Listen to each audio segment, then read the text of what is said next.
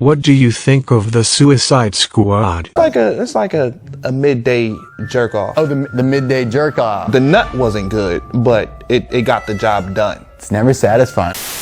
I wanna be gay, cause you're fucked and I wanna savor it. But it's cool after smashing you, I'll PayPal you 2K.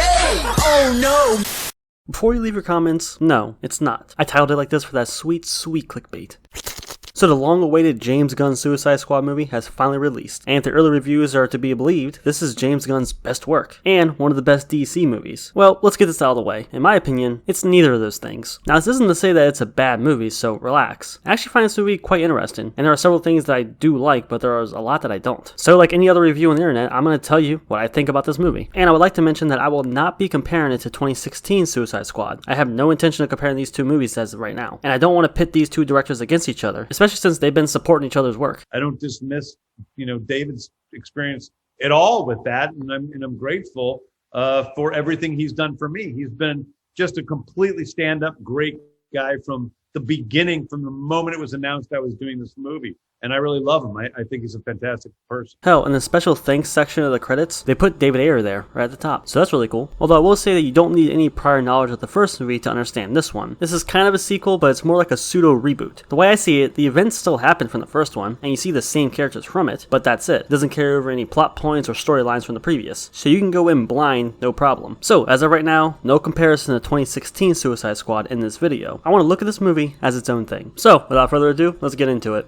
Let's go to the old folks home. We can get doped up and then all get stoned. Now, the best way to describe this movie is basically James Gunn with no restrictions and turned up to 11. You get licensed songs taking up most of the soundtrack, his type of humor but now with no filter and as explicit as ever. His brother plays a CGI character, and an action movie star voices another CGI character. So after viewing the trailer and watching a few clips, it's almost exactly what I expected. So when people say it's basically Guardians of the Galaxy but with more swearing and violence, they're not too far off. And I think a lot of the enjoyment from this film will rely on how much you like James Gunn's other comic book movies. Because like I said, this is really similar to those ones. But here, he had more creative freedom and basically takes what he did before and just goes further with it. The jokes are more raunchy and explicit. The violence is more over the top and gory. So I knew exactly what I was getting into, and overall I thought it was just a very okay experience. So basically the Suicide Squad is about a ragtag group of villains being sent on a mission to an island to destroy information related to Project Starfish. And if you've seen the trailers, of course you know that's Starro the Conqueror. Now before I start complaining and bitching, let me go ahead and get into the things that I liked about this movie. Eat a bag of shit, cunt face. Go and blow your fucking dad.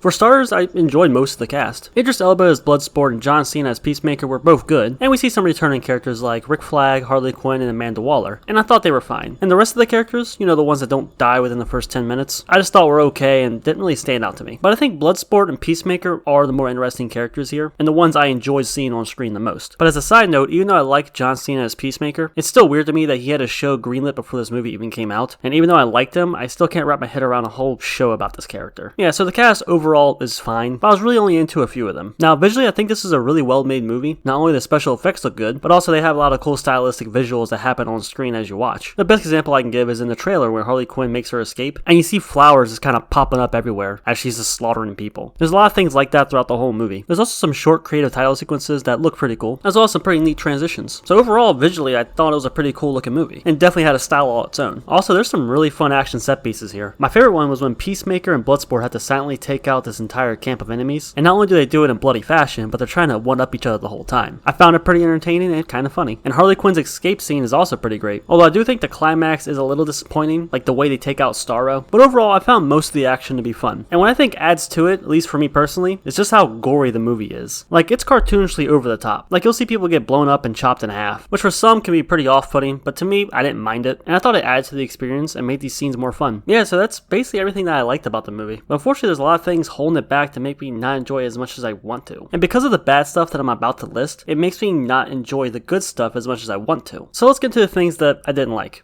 This shit just ripped my ears. Never heard nothing so bad. Alright, let's talk about the humor. Most of it didn't land. Now don't get me wrong, there are a handful of some actually funny scenes in this movie, but most of the other attempts at comedy here either feel really forced or not as funny as it thinks it is. And there are several times where it does the thing that I just absolutely hate, and that's when they try to keep the joke going and make it longer than it should be. It's like two characters will have an interaction with each other, and there'll be a little funny line there, but then there'll be a few more lines afterwards to make you dwell on it more, to kind of add to the joke, but they really should just left it where it was. Like for example, there's a character named Milton who helped him sneak into the city, and during the last part of the mission he gets killed. killed. And Polka Dot Man is mourning his death and is really upset, but Bloodsport didn't know Milton was there, and Harley doesn't even know who he is. So the joke is, no one knows who Milton is, and no one even knew he was there. But then they all start having a back and forth about Milton, which I thought kind of felt unnecessary and went on for too long. Like, I thought it was funny where it was, but they decided to add more to it for no reason, and it doesn't really elevate the joke. That happens quite a few times throughout the movie. And there are also a handful of jokes that just weren't funny at all. Like, there's a 69 joke in here. So yeah, despite having a few laughs here and there, the movie overall tries too hard to be funny. Another thing I thought was annoying was the pacing in the first half. The movie starts out with a bang with a nice big action set piece, and then the group gets together and things start moving, but then once they get to the island, it kind of starts to slow down a lot. And there are a lot of scenes that I feel drag. Some of this is due to the extra banter between characters, and they're trying to make the joke go on longer than they should. But there's also a few scenes where the characters will start spending several minutes telling you their backstory, and all the characters just kind of stand around and listen. It just didn't really feel natural and kind of ruined the flow of the scene. But those moments are in the first half of the movie, which is why the first hour feels kind of slow. Also, the soundtrack was a little disappointing. It was mostly indie rock bullshit, and if I wanted to listen to that, I would go hang out with some of my old classmates from my music classes, because that's all they listen to. James Gunn usually picks some banger songs, but here, I wasn't really feeling it. I like the songs that were in the trailer, and there's a few decent songs in the beginning of the movie and during the credits, but most of it's like soft rock indie shit. Really forgettable. Now, these next ones aren't a big deal to me because I don't know much about these characters, but I do want to mention it because it might annoy some people. Basically, most of these characters are changed from the comic book counterparts, and most of their lore and background really isn't explored, and in some cases they're changed, or a character acts differently than you probably expect them to. It's similar to Guardians of the Galaxy, where he takes a character and basically does his own thing with them. Like I said, it doesn't bother me too much because I don't know much about these characters at all, but I've been seeing people complain about how inaccurate it is to the source material, so I just wanted to mention it. And like I mentioned earlier, I thought the climax of this movie was very lackluster. Basically, when Starro finally comes out, he's only around for like 10 minutes, and the way they take him out is pretty lame. Basically, Ratcatcher 2 calls a bunch of rats from the city, and the rats start crawling inside and eating Starro. I thought it was a really quick, anticlimactic finish, although Harley Quinn did jump inside Starro's eye, so that was kinda cool, but it really didn't feel like much of a battle and it was kinda lame. Oh, speaking of Ratcatcher 2, the movie tries to do a father-daughter relationship between her and Bloodsport, because Bloodsport has a daughter that he is very estranged from, and he openly admits that he's not really a good dad at all, and that there's no good in him. And basically, Ratcatcher 2 is there to change that, so they have this bond that kinda builds throughout the movie. It was a very obvious route that I knew they were gonna take, and honestly, it felt kinda forced. I didn't really feel anything. On screen, they really didn't feel that close. I do want to mention, them taking the father-daughter relationship route isn't the issue. The issue was the execution. They really didn't feel that close.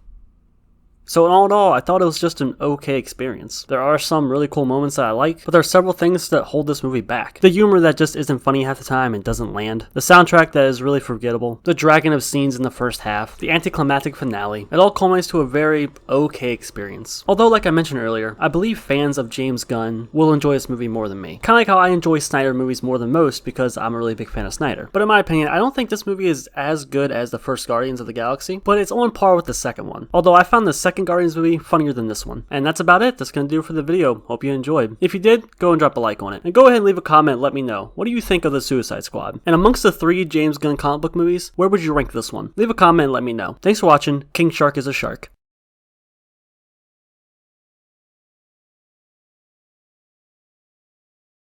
You are a shitty human being. I want you to know that you are a shit human being. Cheers. You cannot your fucking opinion! You're the one arousing children! Literal children! Who?